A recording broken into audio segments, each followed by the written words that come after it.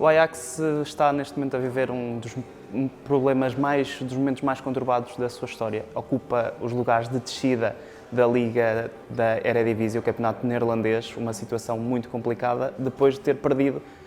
no fim de semana, precisamente contra o último classificado, o Utrecht, que acabou por ultrapassar o Ajax na classificação. O Ajax é neste momento penúltimo classificado, depois de um jogo que mostra como é que está o Ajax. A equipa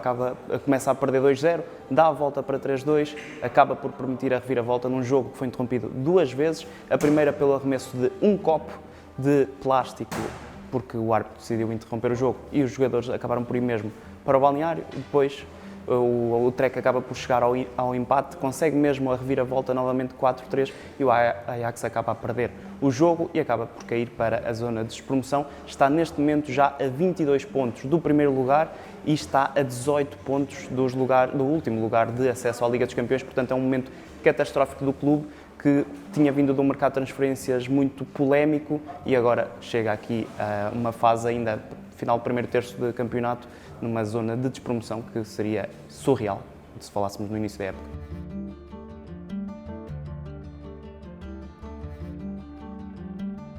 Bem, há três nomes principais para o momento do Ajax, responsáveis pelo momento do Ajax. Primeiro, Marc Overmars, antigo diretor desportivo do clube, lenda do Ajax, deixou o clube em 2022, no início do ano, depois de enviar fotos impróprias a funcionárias do clube e depois aí gerou-se um momento de instabilidade. Foi contratado um diretor desportivo substituto já esta temporada, Sven Mislintat, antigo scouter do Dortmund e do Arsenal, um scouter muito bem sucedido, que durou apenas 4 meses no Ajax, acabou por ser demitido depois do mercado de transferências, algo polémico, em 150 milhões em vendas, 100 milhões em contratações, mas algumas dúbias, e depois, poucos dias após o despedimento de Sven Mislintat, o próprio presidente do clube, Pierre Heringa, demitiu-se do cargo de presidente do Ajax depois de uma derrota copiosa no clássico com o Feyenoord por 4-0, muitas críticas e o presidente acabou por dar à sola.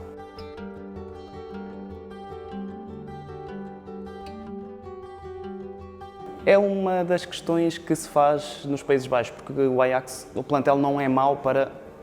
estar nesta posição, 17º lugar com este plantel, acredita-se que facilmente vai ser recuperável. Só que mesmo assim o Ajax perdeu recentemente várias referências do clube, Klaassen, Edson Alvarez, o próprio Dusan Tadic, Daley Blind, jogadores com ADN Ajax, e foi contratar jogadores que não seriam, à partida, jogadores para o Ajax. Não tem havido também tanta uma aposta na formação, mas mesmo assim há jogadores com talento. Por exemplo, Chuba Akpom foi uma das contratações, o inglês é um bom jogador. Há também Mika Tauds, é um avançado que deu nas vistas na segunda liga francesa, mas que tem potencial para se afirmar no Ajax. Borna Sousa, um lateral internacional croata, e ainda Bergwijn, são jogadores com talento que mostram que o Ajax não tem assim um plantel tão mau, mas, como eu disse anteriormente, o mercado foi algo dúbio e há nomes, por exemplo, do próprio português Carlos Forbes, que tem sido titular. O investimento de 14 milhões não tem sido justificado e, por isso, o Ajax não terá um plantel à partida para lutar, agora já não, porque está numa posição complicada, mas não teria plantel logo no início para lutar pelo campeonato de forma declarada, porque perdeu jogadores de referência, por exemplo, o Kudus, que foi para o West Ham e não os substituiu à altura, mas claramente não é plantel para andar a lutar pela manutenção na Eredivisie.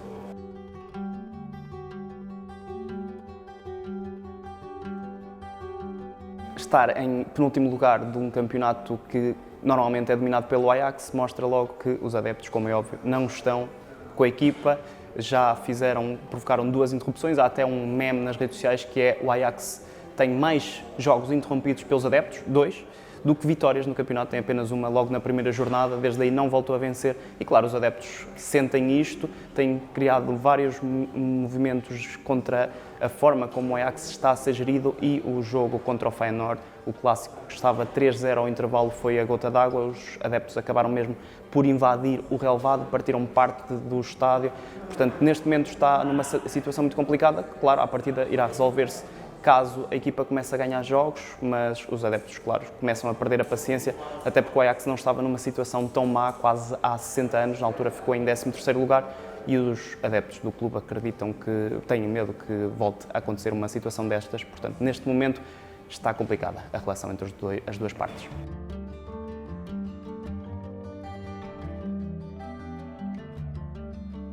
futuro do clube é, para já, no imediato, tentar sair da zona de descida o mais rápido possível, depois procurar lutar pelo menos por um lugar na primeira metade da tabela. Como eu disse, os lugares de competições europeias já estão muito distantes para uma fase precoce do campeonato, foram apenas disputadas 9 jornadas e o Ajax já está a 20 pontos das competições europeias, por isso para já pode apenas ambicionar ou pensar na saída para e depois pensar na questão da primeira metade, por isso o futuro do Ajax para já é pensar a curto prazo. Só que o Ajax é um clube que normalmente aposta na formação e também nessa altura, há 60 anos, quando o Ajax acabou em 13º,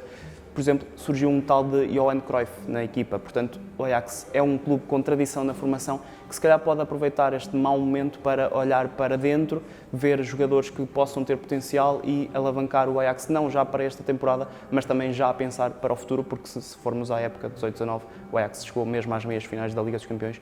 Neste momento é uma utopia pensar nisso, mas se calhar dar um passo atrás com os jovens da formação que possam mais tarde afirmar-se no clube pode ser bom, tendo em conta que neste momento a pressão será mais reduzida se, isto depois de, claro, sair da zona de descida. Portanto, para já, primeira metade da temporada e pensar no futuro com os jovens da formação.